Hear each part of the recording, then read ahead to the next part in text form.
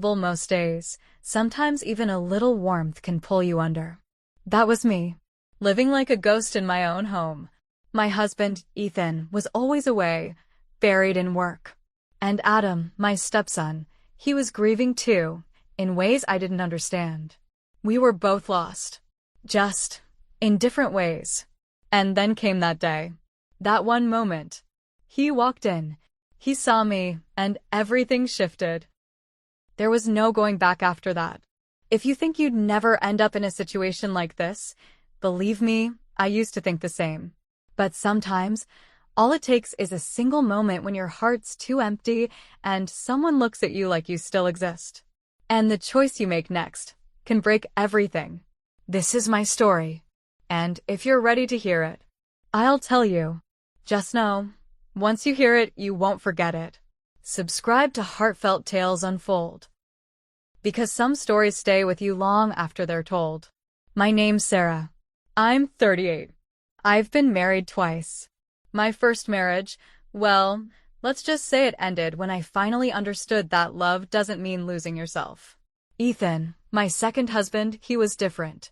Steady. Reliable. A man who always had a plan. A future. A job that paid the bills and more. But sometimes, the things that look good on paper feel the emptiest behind closed doors. Ethan worked in corporate.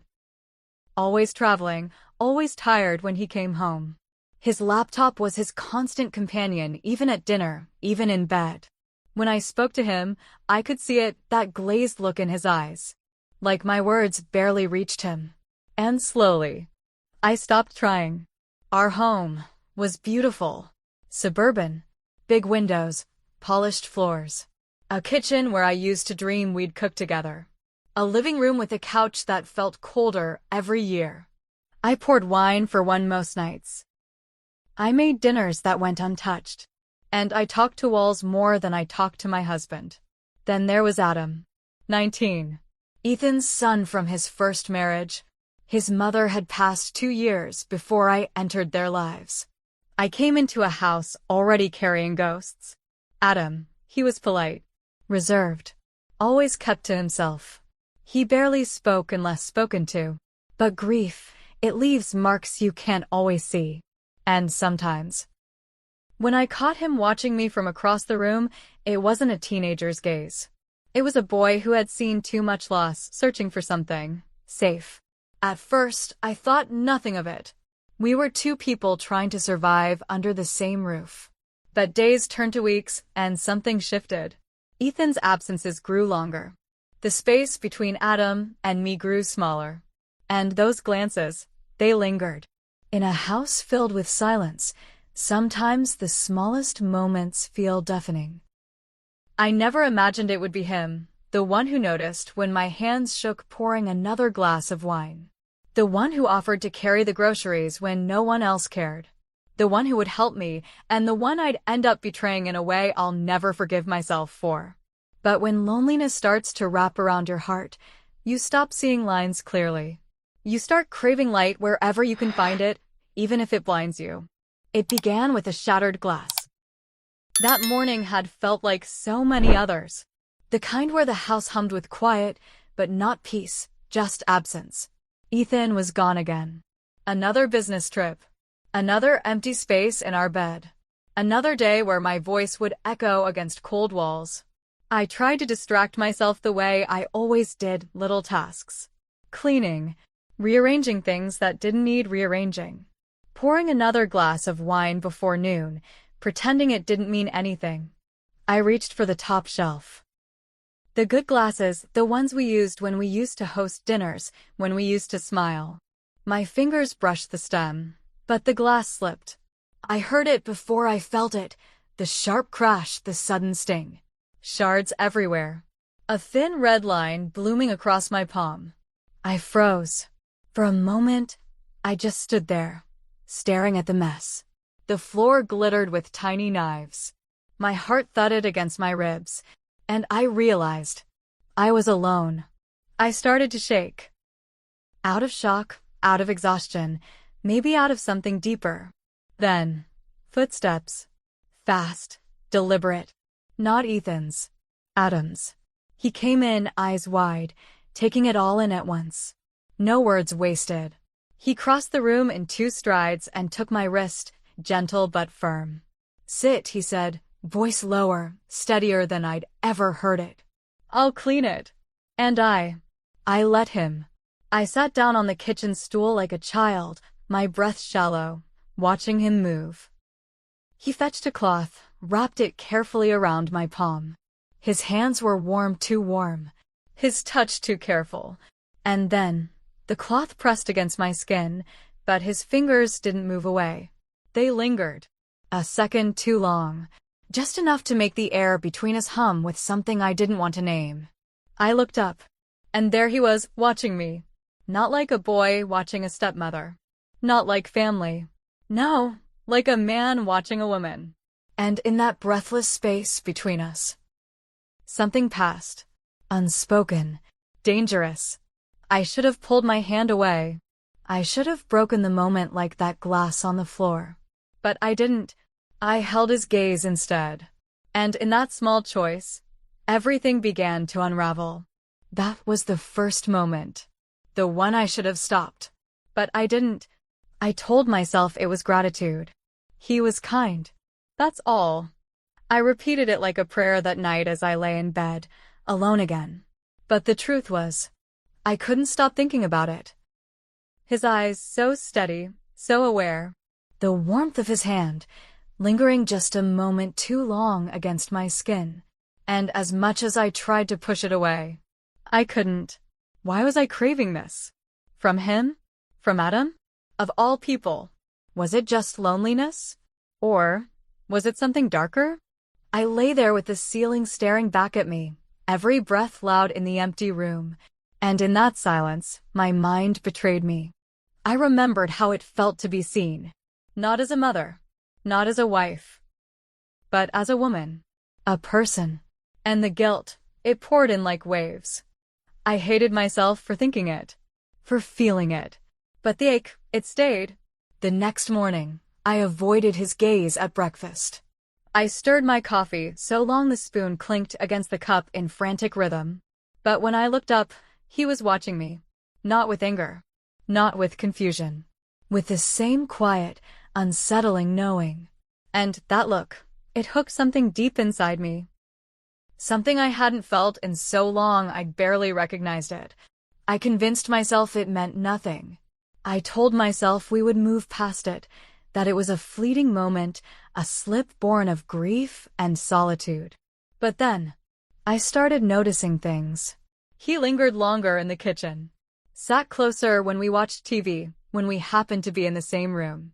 His eyes would find me, hold me, a second too long. And worse, I began to let him. I stopped moving away when he stood too close. I stopped closing the door when I knew he might pass by. I told myself I was imagining it, that it wasn't real. But in my heart, I knew better. I was dancing on the edge of something I couldn't name, couldn't admit, couldn't stop. And deep down, a part of me didn't want to. Weeks passed, and what should have been a passing moment began to weave itself into the rhythm of our days. Small gestures became patterns. Patterns became something harder to ignore. It started so simply. He began helping me with dinner. At first, it was innocent enough, grabbing ingredients, chopping vegetables. But then, one evening, as I fumbled with a knife, hands shaking more than I'd like to admit, he stepped behind me. Without a word, he reached out, placed his hand on mine, guided the blade with slow, careful movements. I could feel his breath against my neck. The room seemed to narrow, the sounds fading into a pulse that thudded in my ears. I should have stopped him. I should have moved. But instead, I let the moment stretch. I told myself it was practical, helpful. But the truth was, I was craving it. Craving touch. Craving to be noticed. And he noticed. It didn't stop there. I caught him watching me as I bent to the oven. His gaze lingered on the small of my back, my legs. When I straightened and met his eyes, he didn't look away. And neither did I. I told myself we were both grieving. Both lost. But deep down, I knew this wasn't about grief anymore. Then came the rainy afternoon. I remember it so clearly. The sky bruised with clouds. The house heavy with silence. I'd been folding laundry, the motions mechanical, tears slipping down my cheeks before I even knew they were falling. The weight of everything, Ethan's distance, the hollow house, my own shame, it pressed against my chest until I couldn't breathe. I sank to the floor, back against the dryer, sobbing quietly into my hands. And that's when I heard him. Footsteps. Slow. Steady. Then he was there, kneeling beside me.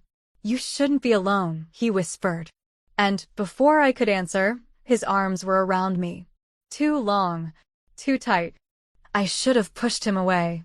I should have screamed, moved, done something, anything. But instead, I melted into it. My body betrayed me, aching for the comfort, for the warmth I hadn't felt in so long. I let my head rest against his shoulder. Let my tears soak his shirt. And in that moment, something shifted. It wasn't mother and stepson anymore. It wasn't grief or kindness. It was something far more dangerous. Later, I told myself it was comfort. Nothing more. But we both knew.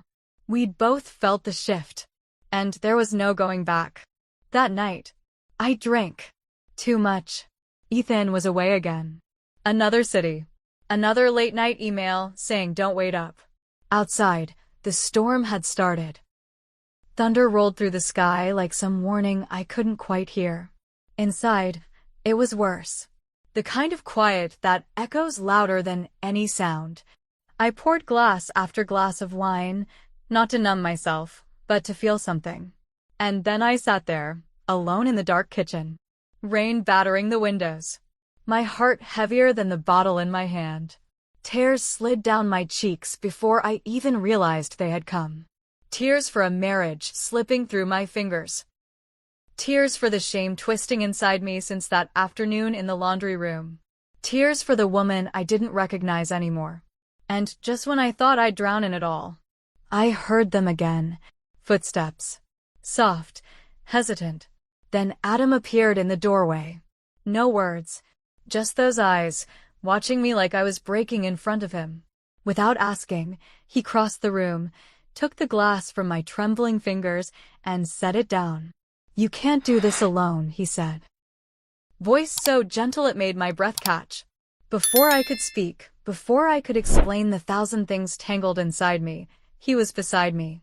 Then, his hand reached up. His thumb brushed away a tear. So soft, so tender. And then it moved, tracing the line of my cheek. I should have stopped him. Every voice inside me screamed it. But I was so tired, so hollow, and his touch felt like the only thing keeping me upright. I closed my eyes instead. I told myself it was comfort. Just one more second. Just one more breath. And in that second, everything shattered. His lips brushed mine. Soft, trembling. Not demanding, not forceful. Just a desperate, fragile question neither of us had the words to ask. And worse, I kissed him back. Only for a second. But that second destroyed us both. When I opened my eyes, he was pale. Frozen. I searched his face, panic rising in my throat, but before I could speak, he whispered, "I'm sorry." And then, he ran. I sat there, paralyzed. The storm outside roared louder. But inside me, there was only silence. A silence that would swallow us whole. Don't miss what happened next. Subscribe now to stay with this unfolding story on Heartfelt Tales Unfold. The house was different the next day. Quieter. Thicker somehow, like the very air had changed. Every sound felt sharp. Chairs scraping, silverware clinking, doors clicking shut. And Adam, he avoided me. No more quiet footsteps behind me in the kitchen. No more lingering in the doorway. No more glances that felt like questions. Now, there was distance. A chasm neither of us knew how to cross. Then Ethan came home. Suitcase in hand, voice bright as if nothing in the world had shifted. "Miss me?" he asked, kissing my cheek out of habit more than want. And in that moment, I wanted to scream. I wanted to tell him everything, beg him to see the woman falling apart right in front of him. But I couldn't. I nodded, smiled, cooked dinner as if my heart wasn't shattering inside my chest. The weight of my guilt nearly crushed me. Every word I spoke tasted like ash. Every glance toward Adam burned through me like fire. And Adam, he wouldn't meet my eyes. Meals were silent. The spaces between us stretched wider with every passing hour. I told myself over and over, you must act normal. You must keep this buried. But inside, I was unraveling, thread by thread. I watched him from across the room, searching for something, anger, shame, anything that might tell me how to fix what I had broken. But all I saw was a boy carrying too much, and a woman who had given him even more to bear. Subtle things gave him away. He stopped helping in the kitchen. Stopped offering quiet comfort in the small ways he once had.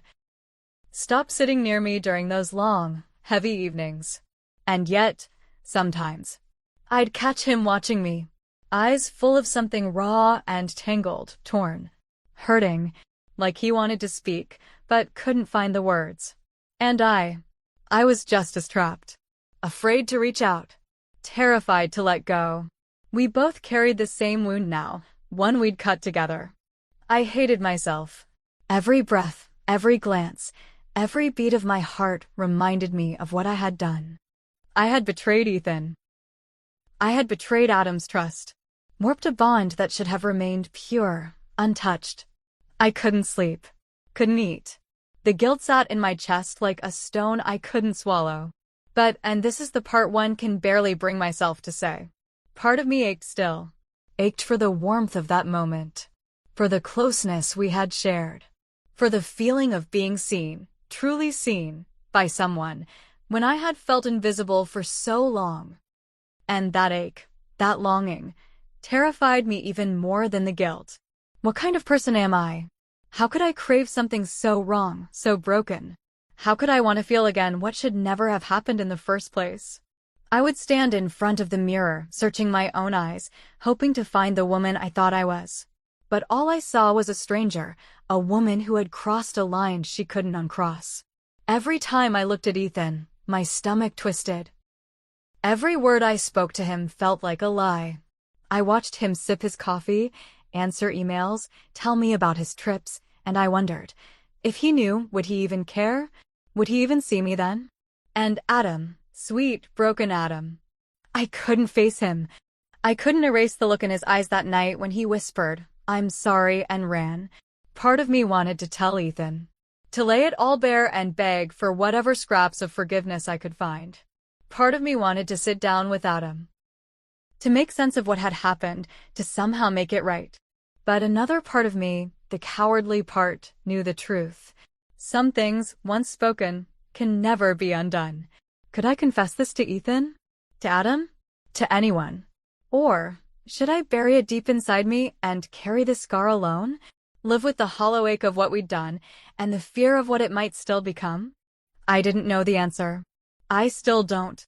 But every day, I wake up with that question burning inside me. And some nights, I still feel the ghost of that kiss, haunting me, reminding me of the woman I became when no one was watching. Have you ever crossed a line not because you wanted to betray, but because you were drowning? Because for one fleeting moment, it felt like the only way to breathe again? Would you tell the truth, lay it bare, knowing it might destroy everything? Or would you live with the silence? Let it settle deep inside you like a stone you'll carry for the rest of your life. I still don't know what the right answer is. I wake up every morning asking myself the same question. So tell me, what would you have done? Share your thoughts in the comments. I'm still searching for an answer myself. And if this story stirred something in you, if it reached some quiet place in your heart, subscribe to Heartfelt Tales Unfold. The next story might feel even closer to home. Adam still lives here. We speak, but never of that night. I still set his plate at the table, still fold his shirts with trembling hands. But I no longer meet his eyes. And he no longer lingers in the kitchen, no longer reaches out with those small, careful gestures. The space between us, it's quieter now, but heavier somehow. Some days, I wonder what he remembers. Other days, I wonder what he tries so hard to forget. If you're standing at the edge of loneliness, pause. Some comforts heal, yes, but others leave scars you can't wash away. And some scars, they never fade. If you see yourself in this, if you feel the pull of something dangerous, something that seems harmless, but isn't, be careful. Some moments can't be undone. And living with their weight is a kind of drowning all its own.